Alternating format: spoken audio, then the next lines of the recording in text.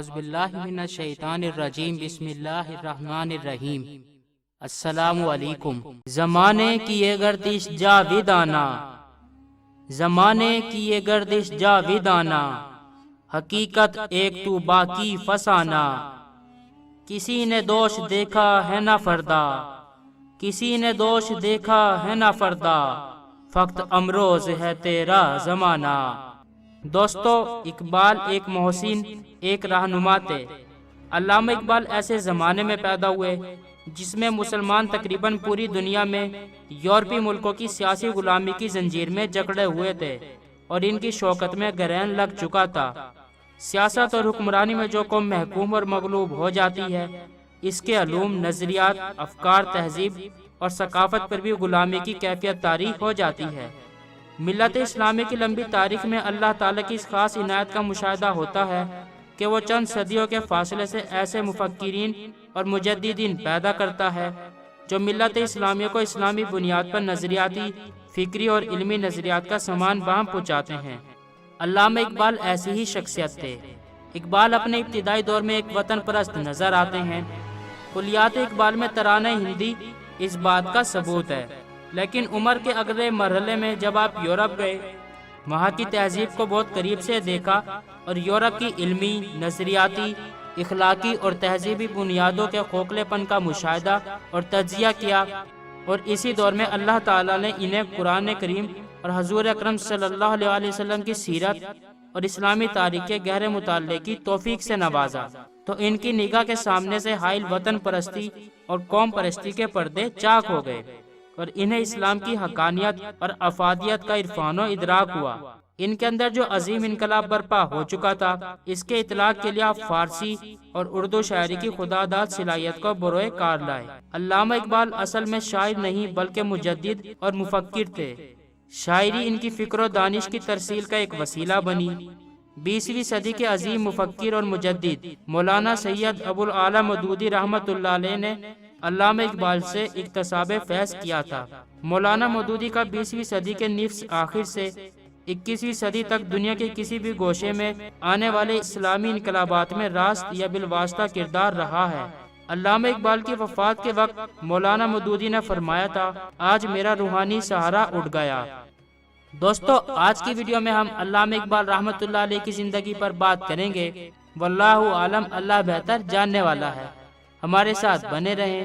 تو چلیں شروع کرتے ہیں۔ اگر آپ نے ابھی تک ہمارا چینل سبسکرائب نہیں کیا تو ابھی سبسکرائب کریں اور بیل آئیکن کو کلک کر کے ہماری لیٹسٹ ویڈیوز کے بارے میں اپڈیٹ جانیں۔ سبسکرائب کیجئے اور ہم آپ کو لیے چلیں گے آپ کی فیورٹ ویڈیو کی طرف۔ فرینڈز، اردو کے عظیم شاعر اور فلسفی علامہ محمد اقبال رحمۃ اللہ علیہ 9 نومبر 1877 عیسوی بامطابق 3 ذی-القعدہ 1294 ہجری کو فجر کے وقت سیالکوٹ میں پیدا ہوئے۔ ان کے والد شیخ نور محمد ایک دیندار اور تجارت پیشہ شخص تھے۔ سیالکوٹ کے اکثر علماء سے ان کے دوستانہ مراسم تھے۔ اقبال جب بسم اللہ کی عمر کو پہنچے تو شیخ نور محمد انہیں مولانا غلام حسن کے پاس لے گئے۔ مولانا غلام حسن سیالکوٹ کے محلہ شیوالہ کی ایک مسجد میں درس دیا کرتے تھے۔ حسب دستور اقبال کی تعلیم کی ابتدا قرآن مجید سے ہوئی۔ ایک روز شہر کے نامور عالم مولانا سید میر حسن مولانا غلام حسن سے ملنے آئے تو وہاں ایک بچے کو بیٹھے دیکھا تو صورت سے عظمت و سعادت جھلکتی نظر آئی۔ پوچھا کس کا بچہ ہے تو پتہ چلا یہ شیخ نور محمد کے بیٹے محمد اقبال ہیں۔ وہاں سے اٹھ کر شیخ نور محمد کی طرف چل پڑے۔ دونوں آپس میں قریبی واقف تھے۔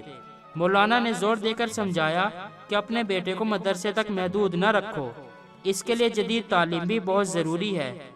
انہوں نے خواہش ظاہر کی کہ اقبال کو ان کی تربیت میں دے دیا جائے۔ شیخ صاحب نے مولانا کی بات مان لی اور انہیں میر حسن کے سپرد کر دیا تاکہ وہ اقبال کی تعلیم و تربیت کر سکیں۔ مولانا میر حسن کا مکتب کوچہ میر حسام الدین میں تھا۔ یہاں اقبال نے اردو، فارسی اور عربی پڑھنی شروع کی۔ مسلمانوں کی خیر خواہی کا جذبہ تو اقبال کے گھر کی چیز تھی، مگر میر حسن کی تربیت نے اس جذبے کو ایک علمی اور عملی شکل دے دی۔ مولوی میر حسن نے اسکاچ مشن اسکول میں بھی پڑھانا شروع کر دیا تھا۔ اقبال بھی وہیں داخل ہو گئے۔ 16 سال کی عمر میں اقبال نے میٹرک کا امتحان درجہ اول میں پاس کیا۔ انہیں تمغہ اور وظیفہ ملا۔ اسکاچ مشن اسکول میں انٹرمیڈیٹ کی کلاسیں بھی شروع ہو چکی تھی، لہٰذا اقبال کو FA کے لیے کہیں اور جانا نہیں پڑا۔ شعر و شاعری سے اقبال کی مناسبت بچپن سے ہی تھی، کبھی کبھی خود بھی شعر لکھ لیا کرتے تھے، مگر کسی کو بتاتے نہ تھے، لکھتے اور پھاڑ کر پھینک دیتے۔ اس وقت پورا برصغیر داغ کے نام سے گونج رہا تھا، خصوصاً اردو زبان پر ان کی موزانہ گرفت کا سب کو اعتراف تھا۔ اقبال نے داغ کو خط لکھا جس میں انہوں نے شاگرد بننے کی خواہش ظاہر کی۔ داغ نے بخوشی ان کو اپنا شاگرد بنا لیا۔ کچھ دنوں بعد داغ اپنی بے مثال بصیرت سے بھانپ گئے کہ اس ہیرے کو تراشا نہیں جا سکتا۔ انہوں نے اقبال کو یہ کہہ کر فارغ کر دیا کہ آپ کے کلام کو اصلاح کی ضرورت نہیں، مگر اقبال اس مختصر عرصہ شاگردی پر بھی ہمیشہ نازا رہے، اور کچھ یہی حال داغ دہلوی کا بھی رہا۔ اقبال کی شادی بھی اسی زمانے میں ہوئی۔ 6 مئی 1893 کو میٹرک کے نتیجے کی خبر پہنچی تو اقبال صحرا باندھے بیٹھے تھے اور برات سیالکوٹ سے گجرات روانہ ہونے والی تھی۔ 1895 میں اقبال نے انٹرمیڈیٹ پاس کیا اور مزید تعلیم کے لیے لاہور آ گئے۔ یہاں گورنمنٹ کالج میں BA میں داخلہ لے لیا اور ہاسٹل میں رہنے لگے۔ اپنے لیے انگریزی، فلسفہ اور عربی کے مضامین منتخب کیے۔ 1898 میں اقبال نے BA پاس کیا اور MA فلسفی میں داخلہ لے لیا۔ یہاں ان کی ملاقات پروفیسر آرنلڈ سے ہوئی، جو آگے چل کر اقبال کی علمی اور فکری زندگی کی تشکیل میں قابل ذکر شخصیت کے طور پر سامنے آئے۔ مارچ 1899 میں MA فلسفے کا امتحان دیا اور پنجاب بھر میں اول آئے۔ اس دوران شاعری کا سلسلہ بھی جاری رہا، مگر مشاعروں میں نہ جاتے تھے۔ نومبر 1899 کی ایک شام بے تکلف ہم جماعت حکیم امین الدین کے مکان پر ایک مشاعرے میں لے گئے۔ شاعری کی دنیا کے بڑے بڑے سکہ بند استاد وہاں موجود تھے۔ سننے والوں کا بھی ایک ہجوم تھا۔ اقبال چونکہ بالکل نئے تھے، اس لیے ان کا نام شروع میں پکارا گیا۔ غزل پڑھنی شروع کی اور جب یہ شعر پڑھا، موتی سمجھ کے شان کریمی نے چن لیے قطرے، جو تھے میرے ارک انفیال کے، تو مرزا ارشد اچھل پڑے، بے اختیار ہو کر داد دینے لگے۔ یہاں اقبال کی باحیثیت شاعر شہرت کا آغاز ہوا۔ اسی زمانے میں انجمن حمایت اسلام سے تعلق پیدا ہوا، جو آخری دم تک قائم رہا۔ MA کا امتحان پاس کرنے کے بعد 13 مئی 1899 کو اورینٹل کالج میں میکلوڈ عربک ریڈر کی حیثیت سے متعین ہوئے۔ اسی وقت آرنلڈ بھی عارضی طور پر کالج کے قائم مقام پرنسپل مقرر ہوئے۔ جنوری 1901 میں گورنمنٹ کالج لاہور میں فلسفہ اور انگلش کے اسسٹنٹ پروفیسر مقرر ہوئے، اور اسی زمانے میں آپ کی پہلی اردو کتاب علم الاقتصاد متعارف کرائی گئی۔ اس وقت آپ کی عمر 24 سال تھی۔ آپ 4 سال تک اسسٹنٹ پروفیسر کی حیثیت سے متعین رہے۔ 1905 میں پروفیسر آرنلڈ کے مشورے پر اعلیٰ تعلیم حاصل کرنے کے لیے انگلینڈ چلے گئے اور وہاں کیمبرج یونیورسٹی کے مشہور زمانہ ٹرینٹی کالج میں داخلہ لے لیا اور وہاں BA آنرز کی ڈگری حاصل کی۔ اس کے بعد ڈاکٹریٹ کی ڈگری حاصل کرنے کے لیے آپ جرمنی چلے گئے اور 4 نومبر 1907 کو میونخ یونیورسٹی سے ڈاکٹریٹ کی ڈگری حاصل کی۔ اسی دوران آپ نے جرمنی میں بار ایٹ لا کی بھی ڈگری حاصل کی اور اس کے بعد جولائی 1908 میں وطن واپس آ گئے۔ اس کے بعد چیف کورٹ پنجاب میں وکالت شروع کر دی۔ تقسیم بنگال کی منسوخی کے خلاف 1 مئی 1912 کو موچی دروازہ لاہور میں مسلمانوں نے ایک بہت بڑا احتجاجی جلسہ منعقد کیا، جس میں اقبال بھی شریک ہوئے، اور اس جلسے میں علامہ اقبال نے ایک تاریخی تقریر کی۔ 9 نومبر 1912 کو اقبال کی والدہ کا انتقال ہو گیا۔ 1915 کے شروع میں اسرار خودی شائع ہوئی، جبکہ رموز بے خودی 1917 کے آخر میں مکمل ہوئی۔ 1923 کو اقبال کو سر کا خطاب ملا۔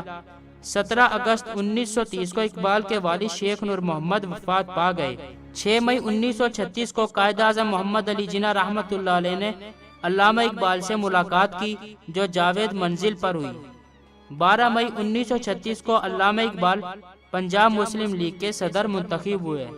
علامہ اقبال کی صحت روز بروز گرتی جا رہی تھی، طرح طرح کی بیماریاں زور پکڑ رہی تھی۔ 20 اپریل 1938 کی رات سے حالت تبدیل ہونا شروع ہوئی۔ چودھری محمد حسین نے شہر کے بڑے بڑے ڈاکٹروں کو بلا لیا۔ علامہ اقبال نے اپنے خدمت گزار علی بخش سے کہا دل میں بہت درد ہے۔ علی بخش ابھی ان کو اپنے بازو میں لیے سوچ ہی رہا تھا کہ کیا کرے کہ ایک دم اقبال نے اللہ کہا اور ان کا سر ایک طرف ڈھلک گیا۔ اس وقت صبح کے 5:14 ہو رہے تھے۔ رات 8 بجے بادشاہی مسجد کے صحن میں نماز جنازہ ادا کی گئی۔ رات 10 بجے آپ کو سپرد خاک کر دیا گیا۔ اللہ سے کرے دور تعلیم بھی فتنہ، اللہ سے کرے دور تعلیم بھی فتنہ، املاک بھی اولاد بھی جاگیر بھی فتنہ، نہ حق کے لیے اٹھے تو شمشیر بھی فتنہ، نہ حق کے لیے اٹھے تو شمشیر بھی فتنہ، شمشیر ہی کیا نعرہ تکبیر بھی فتنہ۔ دوستو میں ہوں آپ کا ہوسٹ دوست عظیم الظفر اور آپ دیکھ رہے ہیں عظمی وائس۔ دوستو آج کی ویڈیو کے بارے میں آپ کی کیا رائے ہے؟ کمنٹ باکس میں اپنی رائے کا اظہار ضرور کیجیے گا۔ دوستو انشاءاللہ اب ہم اپنی نیکسٹ ویڈیو تک کے لیے نئے خواہشات کے ساتھ آپ سے اجازت چاہیں گے۔ خوش رہیں، خوشیاں بانٹیں، جئیں اور جینے دیں، اپنا اور اپنے چاہنے والوں کا خیال رکھیے۔ لانگ لی پاکستان، لانگ لی پاک آرمی، اللہ ہم سب کا حامی و ناصر ہو۔ فی امان اللہ، گڈ بائے۔ دوستو یہ ویڈیو آپ کو کیسی لگی، اچھی یا بری؟ اپنی رائے کا اظہار کمنٹ باکس میں ضرور کریں تاکہ ہمیں پتہ چل سکے ہم جو محنت کر کے ویڈیوز بنا رہے ہیں آپ کو پسند بھی آ رہی ہیں یا نہیں۔ ویڈیوز کو لائک، کمنٹ یا شیئر کرنے کے آپ کے بالکل بھی پیسے نہیں لگیں گے، البتہ ہماری حوصلہ افزائی ضرور ہوگی، اور اگر ویڈیو میں کوئی خرابی ہے تو ہم اس کو دور کر پائیں گے۔ شکریہ۔